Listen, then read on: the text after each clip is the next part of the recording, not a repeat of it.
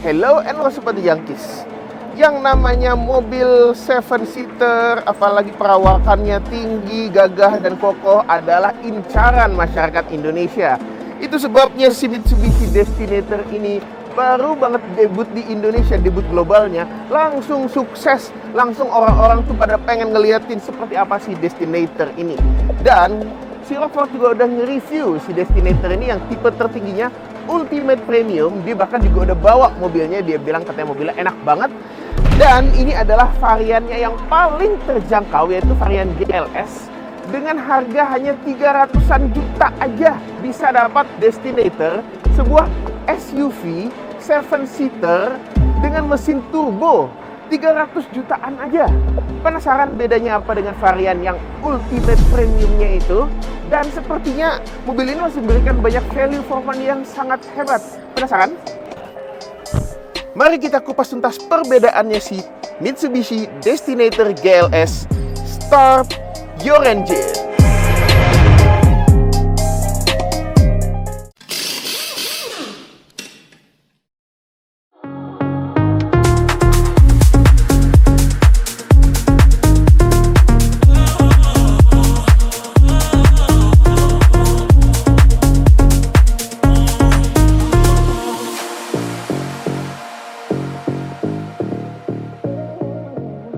Seperti biasa kita mulai dari bagian belakang dulu atau Junkies. Yes, apa aja yang kita dapatkan?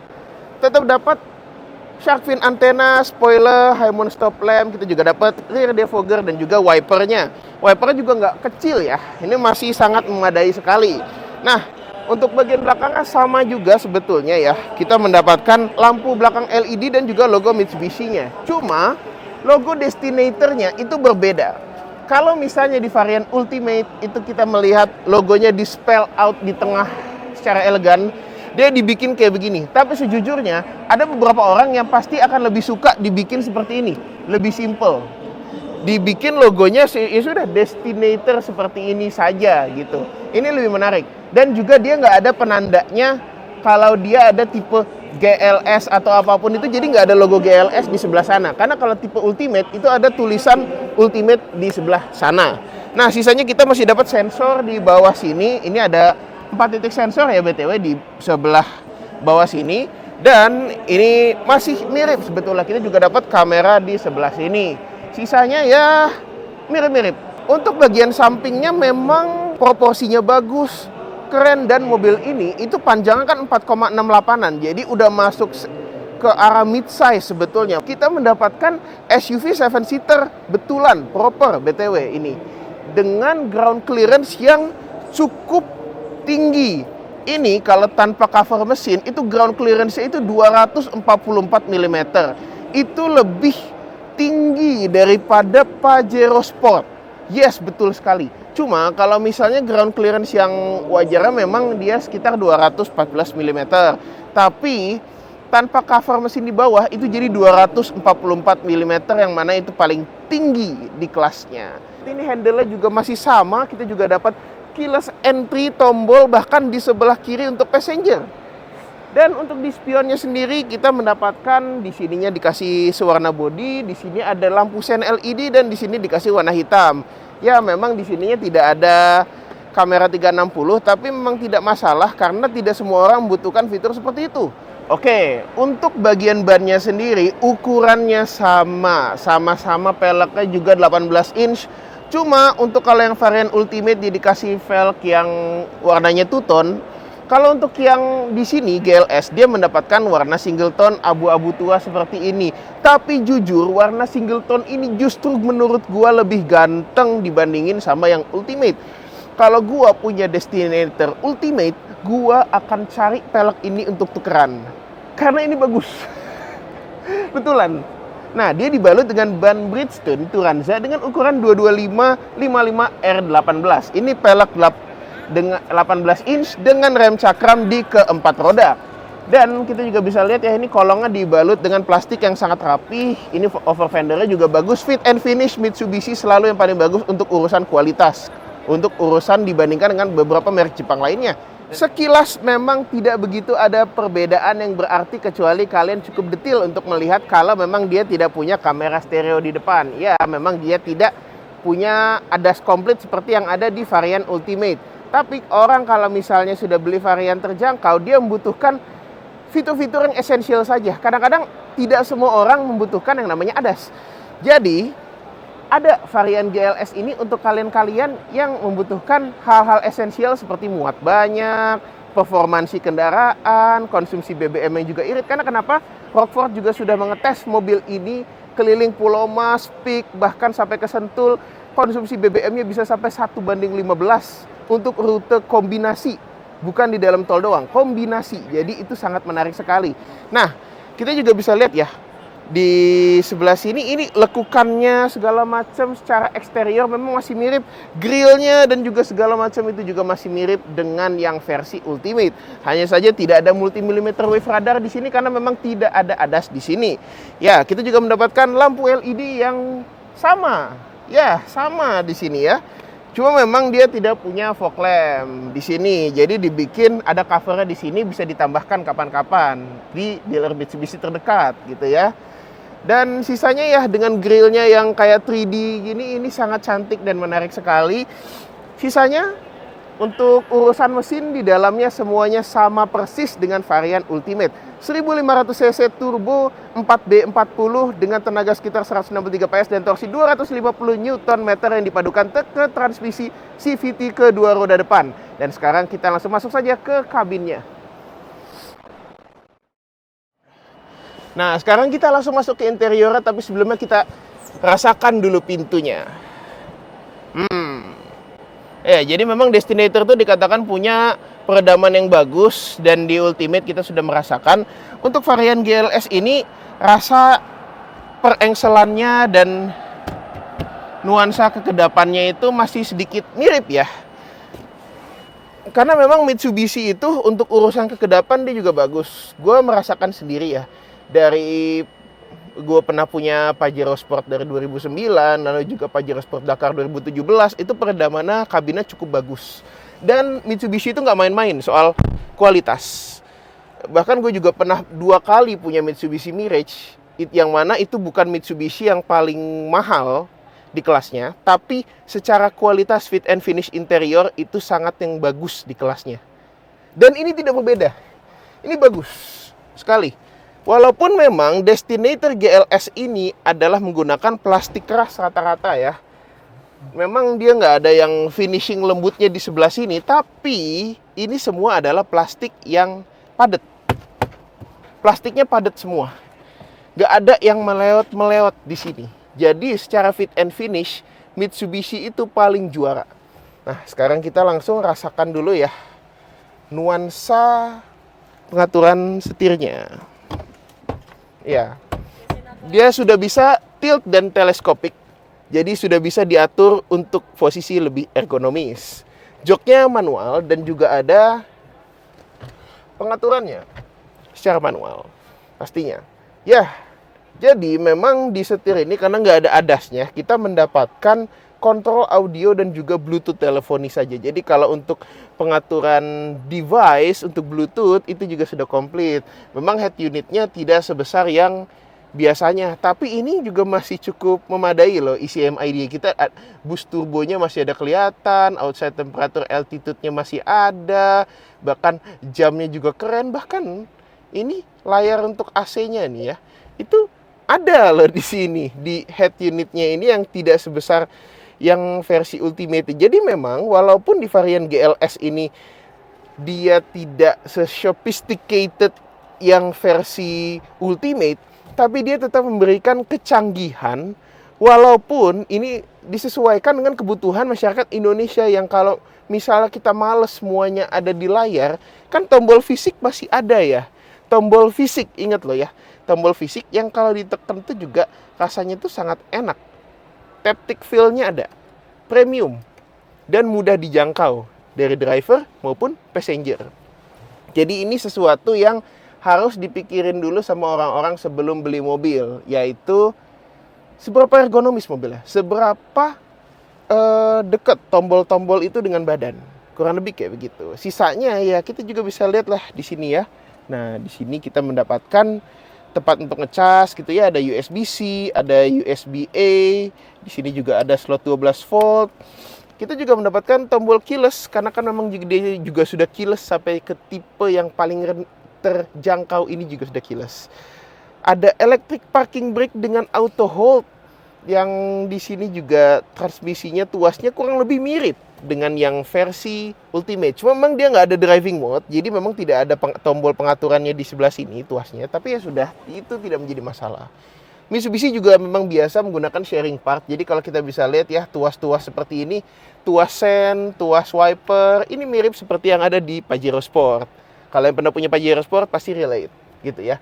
Dan yang pernah punya Pajero Sport juga pasti relate dengan speedometernya, karena speedometernya mirip dengan Pajero Sport yang sebelum yang pakai TFT, tapi kayak Pajero Sport yang tahun Dakar yang tahun 2017-2019 yang masih dial dan ada MID 4,2 inch full color.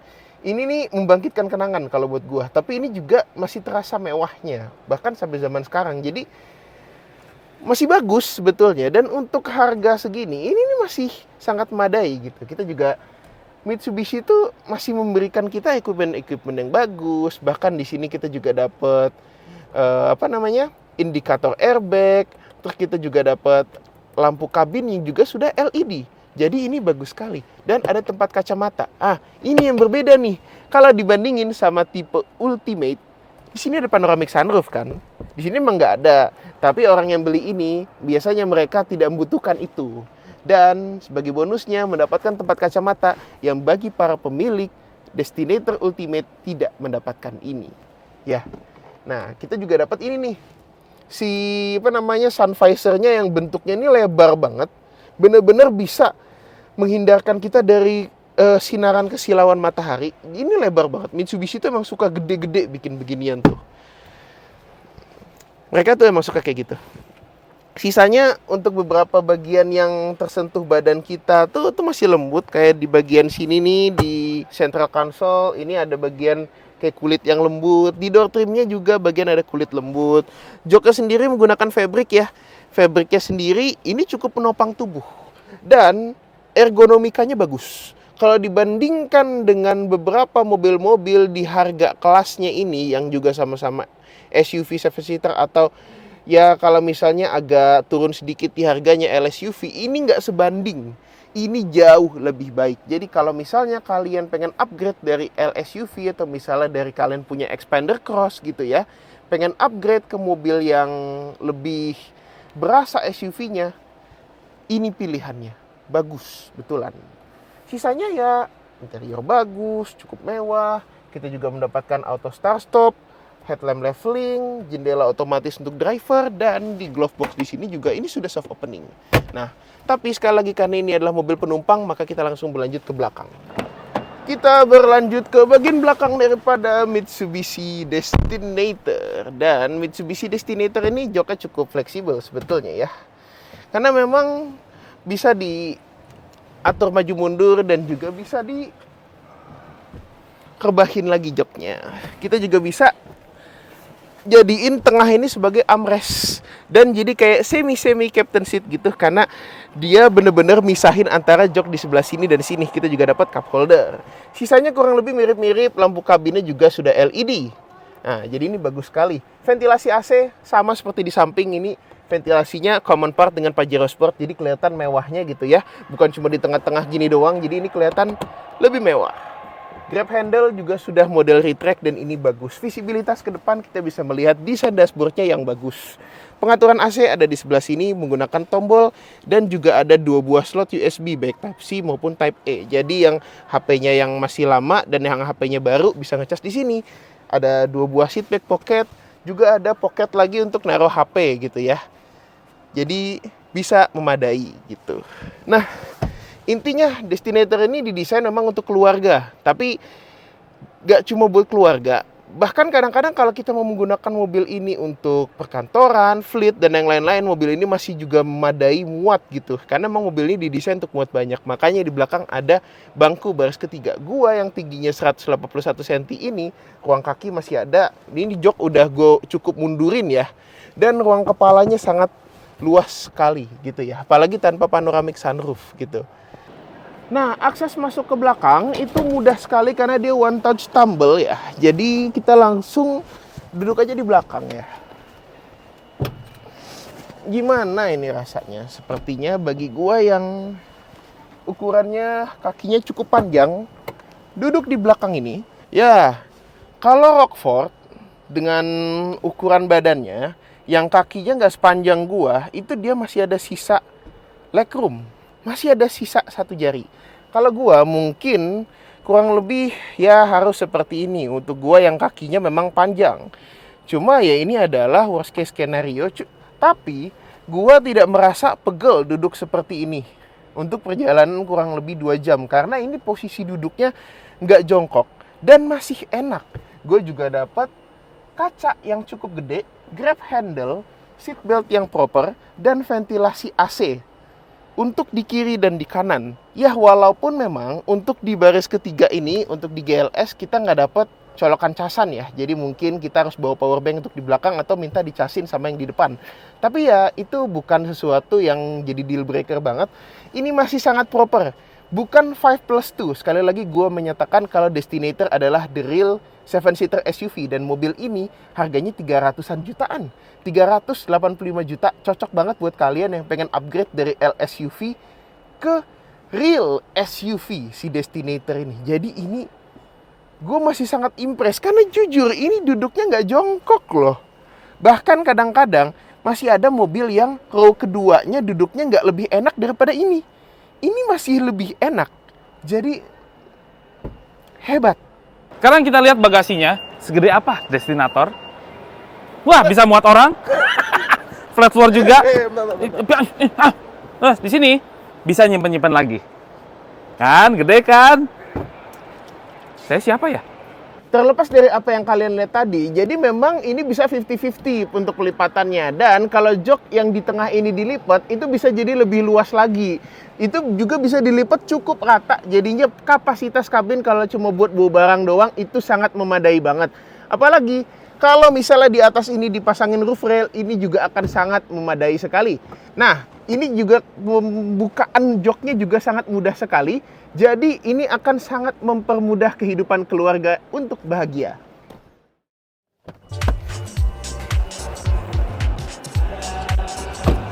Jadi itulah yang kalian dapatkan dengan 385 juta mendapatkan SUV 7-seater dari Mitsubishi. Pabrikan yang sudah benar-benar terpercaya sejak 55 tahun yang lalu di Indonesia. Ya, dan dengan mesin turbo. Tapi kita bisa lihat ya, karena dia juga nggak punya panoramic sunroof, jadi dia memang lebih ringan. Sudah pasti kita bisa melihat performansinya semestinya jauh lebih menarik daripada varian yang di atasnya malahan. Jujur, penasaran dengan rasa bawanya kalau dibandingkan dengan yang varian Ultimate. Apalagi karena harganya 300 jutaan, lebih tepatnya 385 jutaan, mobil ini juga akan sangat menarik bagi kalian untuk kalian lirik. Oke, terima kasih karena kalian sudah menonton video ini. Kalau misalnya kalian suka dengan Destinator dan juga Mitsubishi, main-main dong ke media sosialnya Mitsubishi Indonesia yang ada di sebelah sini. Kita juga mau berterima kasih kepada Mitsubishi Indonesia karena sudah memperbolehkan kita untuk mengulas Destinator GLS ini. Oh ya, main-main juga dong ke sosial media kita kalau mau tahu tentang informasi otomotif terbaru di laknats_aj yang ada di sebelah sini. Dan kita juga ada punya website di laknats.co.id. Main-main ke website kita gitu. Oke, terima kasih sudah menonton. Jangan lupa like, subscribe, komen di bawah kalau Anda ada yang mau diutarakan gitu ya. Terima kasih. See you in the next video. Ride safe and Godspeed.